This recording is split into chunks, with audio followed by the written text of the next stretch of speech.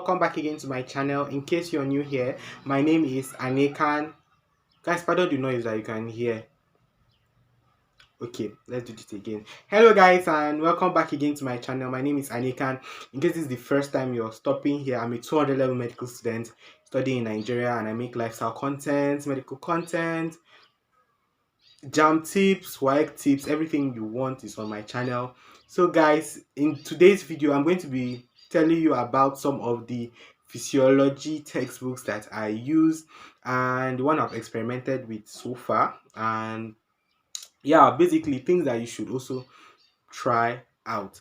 So guys, before we continue, I don't know, I just feel like I should put it here that medical students as medical students, I would advise you not to attach any sentiment to any textbook.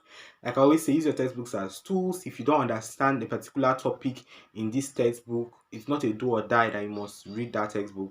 Feel free to explore, feel free to try out different textbooks and just see what works for you. So basically guys, today's physiology, I don't want to like waste so much of your time. So without further ado, let's get right into the video.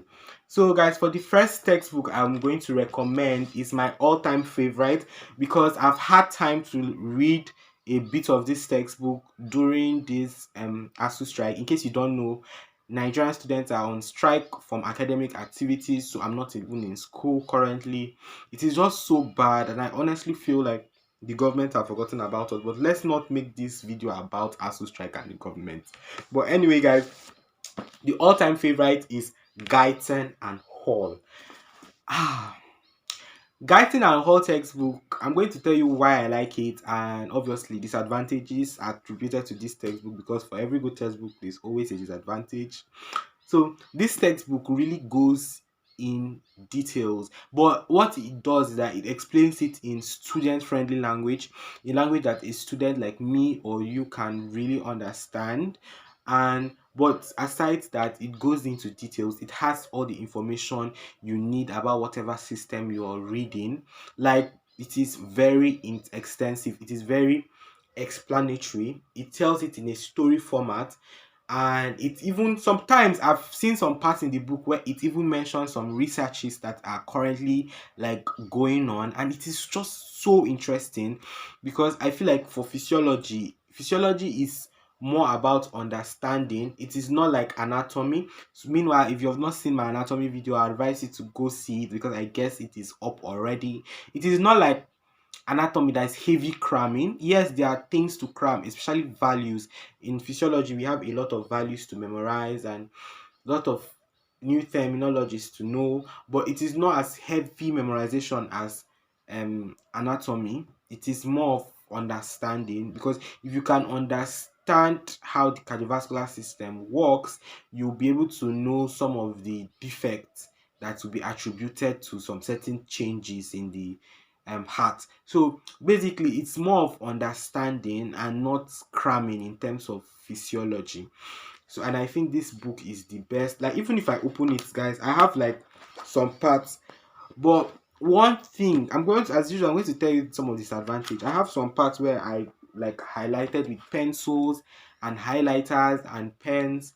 One of the things I don't like about this textbook is that, like I said, it is too extensive. It has so much, but the information is very important. It's very important you know them. But there are some days I would just advise that you don't read this textbook like a day before the test. Like, the textbook requires time. Like, you should, and that is why I advise you to, maybe you should try reading this textbook, as we are now on, if you're Nigerian on ASU strike, you should try reading this textbook. This textbook requires time. It's not something you can just like rush through. It's not something that you can just like have a glimpse, like I'm just glimpsing through, because it takes its time to explain, and some students don't have patience for this. Like, I remember that first time, it really wasted my time, especially if you're jotting. Oh my god. Oh my god. Because sometimes when I read, I like to jot down things, and sometimes I'm copying a whole paragraph back and all. But I just like to write down things. And I noticed I was really slow, like very, very slow. So I had to, like, at some point, like, literally stop and just first understand before I start writing things down. and it has really been helpful. But this book has all the information. Like if you want to be called stuff, if you want to have all the stuff as we call it in medical school, this is the textbook for you. Another textbook that rivals this, a lot of people say Ganong, but I don't read Ganong. I swear by Gaitin. I know Gaitin. I love Gaitin. And yeah, this is a textbook, just that it's just really going to waste your time. And a lot of students have said it doesn't. Yes, another one, it doesn't really have an outline. I know some of my classmates have complained about this.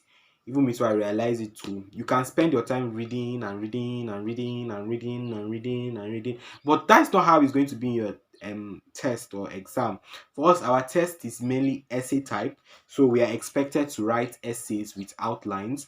So you should be able to know, okay, this is what comes first. I'm going to start with definition, types, that under the types I'm going to like draw a schematic diagram. I'm going to do this, do that, and then I'm ending with clinical correlate. Like you should have like an outline.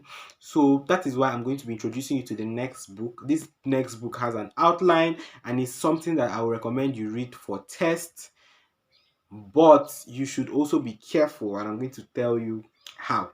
So this book is really good. Guiding is really good, especially when you have an outline, so that you will not just be reading anyhow haphazardly without a direction. So read guiding with an outline, and I'm going to be telling you where you can get this outline from, because this book is very exceptional, guys. Very, very exceptional.